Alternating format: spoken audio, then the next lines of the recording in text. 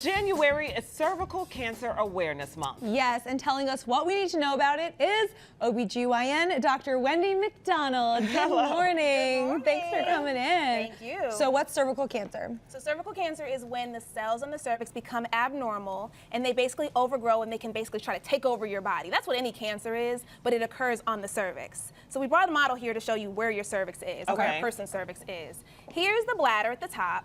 And here is the uterus, and the cervix is this external part right there at the end. Okay, can you point to it again? Sure, it's right here. This is the vagina, and that's the cervix. Okay, so then you have the rectum in the back. When a gynecologist does a pap test or pap smear, we are actually taking a sample right from the outside of the cervix part, right here. Okay. We used to call it a pap smear because we did it with this like smear slide thing. And because of that, a person couldn't be on their period when they got it done. They had to be very careful as far as when they went to the gynecologist. Nowadays we actually do it with this test that's, you can do it any time of the month. And as long as you're not bleeding heavily, you can totally get it done. But it's something that should be done for some people every year and for some people even every 3 to 5 years. Oh, okay. And what happens if you do happen to get HPV?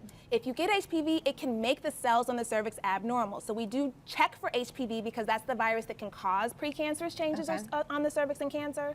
And if a person has an abnormal pap smear, we do something called a colposcopy, where we look at the cervix even more closely visually and make sure that the cervix itself is not showing any signs of like advanced precancer. Oh, wow. The pap is a very general screening test, so the colposcopy is more of like intense. Basically. So is there any way to prevent this, and what increases the risk of actually getting cervical cancer?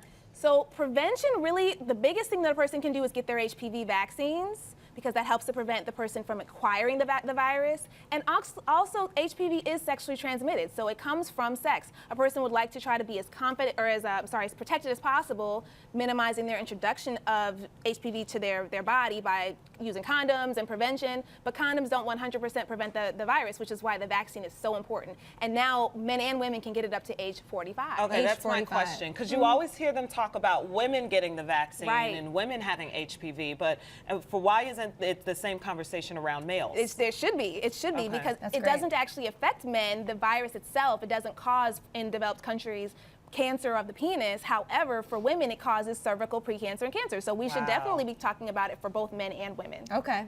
Very cool. Yes. All right, so one last thing to mention for those of you who follow Dr. Wendy. If you don't, you should start. You know she does these music parodies, and today you're actually going to share a quick verse from one of the latest. One of my quick verses. Oh, This is so exciting. Okay, guys.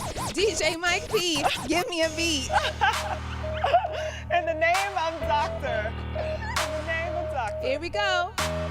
Not too long ago, paps were wiped on a slide. Now collecting specimens has advanced because of science. Cervical cancer is rare and so scary, and mostly comes from the virus HPV. I'm sure your partner is nice enough. I'm sure he's clean and smells good, so what? But that don't mean when you party, you can't get an STD, truly. Why is your guy need someone you're dreading? I just want to make sure you're free of infection. No condom, that's a stop.